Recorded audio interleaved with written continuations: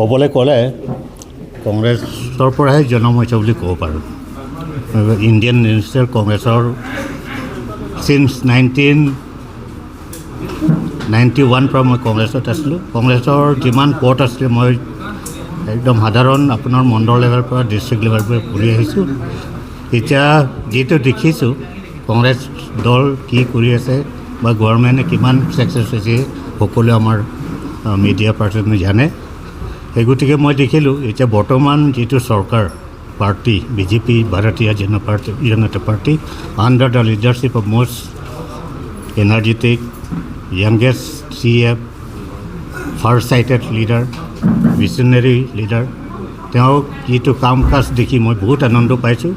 আৰু এই গতিকে মই দেখিলোঁ আগন্তুক যিটো ইলেকশ্যন এছেম্বলি ইলেকশ্যন পুনৰ আকৌ বিজেপি আহিব আৰু ৰুলিং চৰকাৰৰ লগত থাকিব বিচাৰোঁ।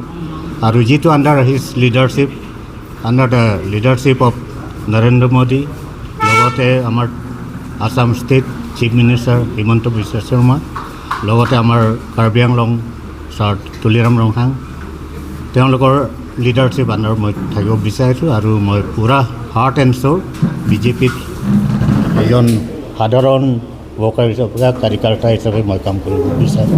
আৰু আগন্তুক যিটো আমাৰ নেলিপ সমষ্টিৰ 25 MEC কনষ্টিটুৱেঞ্চি, তাত আমি টোটেলি কংগ্ৰেছ আমি ৱাইপ আউট কৰিম। আৰু APHRC তাত ক'বলৈ নাই।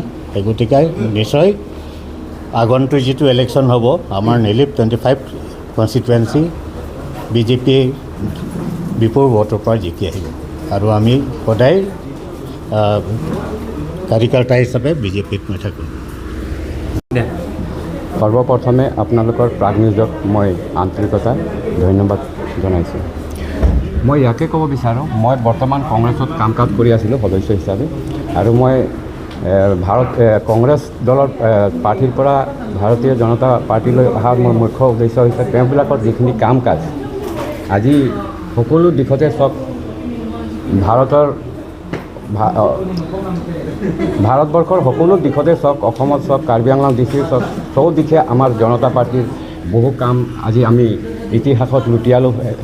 আমি মুখেৰে কৈ শেষ কৰিব নোৱাৰোঁ, কিন্তু সময় লাগিব। হ'লেও আমি নিজে চাই যিটো তেওঁলোকৰ কাম কাজ সুখী হৈছোঁ, সেই কাম কাজ সুখী চাই বা ভাল পায়ে আমি কংগ্ৰেছ দল ত্যাগ কৰি আমি বিজেপিলৈ যোগদান কৰিবলৈ আমি সক্ষম হৈছোঁ। আমি নেলিপ সমষ্টিৰ পৰা যোগদান কৰিছোঁ।